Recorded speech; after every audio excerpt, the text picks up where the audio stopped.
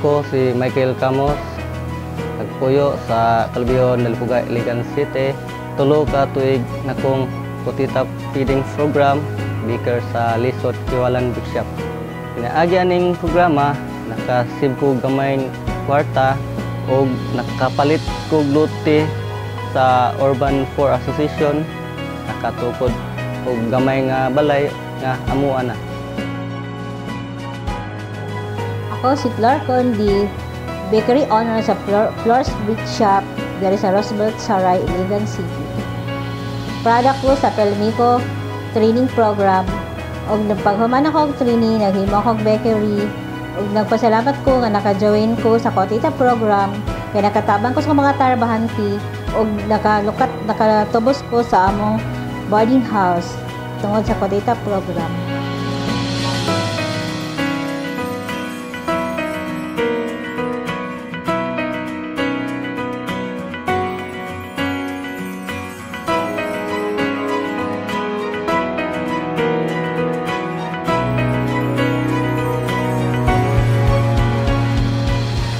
Nagpasalamaton kayo ko sa among pamilya, pinaagi sa Kutita program sa Aboitiz Foundation o sa Pelmico Food Corporation. Pinaagi ani daghan kaayong blessings nga gihatag niya sa amoa, labi na sa akong mga trabahante.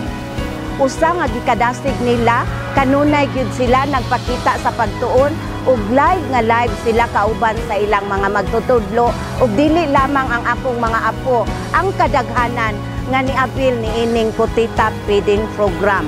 Nakita nako as lola nga dili lamang ang akong mga apo ang nalipay ni ining Kutita Feeding Program, kundili ang kadaghanan nga nakaabil ni ining Kutita Program sa Kiwalan Elementary School.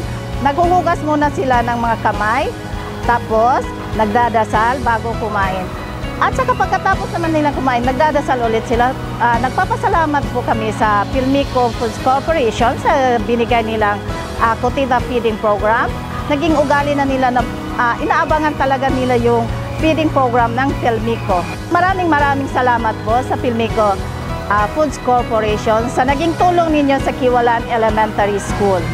Ako si Mr. Rebeco It's Omlero, nagpuyo sa Tipanoy, Iligan City, o ako ang principal sa Tomas Cabili National High School Annex. Kining among eskwelahan gidonate sa Aboitiz Foundation ug Pelmico Foods Corporation niadtong August 6, 2013. Ako uban sa mga magtutudlo ug maginikanan ning maong tuluhan, mapasalamaton kayo og dako nga kami ang nahimong recipient ning mao nga school. Tungod usab sa nitabo nga Typhoon Sindong niadtong December 17, 2011.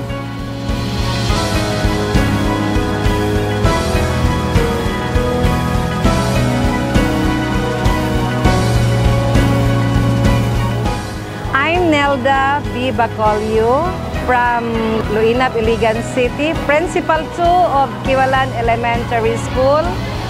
I am very happy to have the Kutita program from Aboitiz Foundation because it really gives the benefits of our school, especially for the performance indicators, that we are thankful enough that we don't have dropouts from our school from kindergarten, grade 1 to grade 2, and most of all for our retention rate, which means that all children, especially during feeding program, they are all present.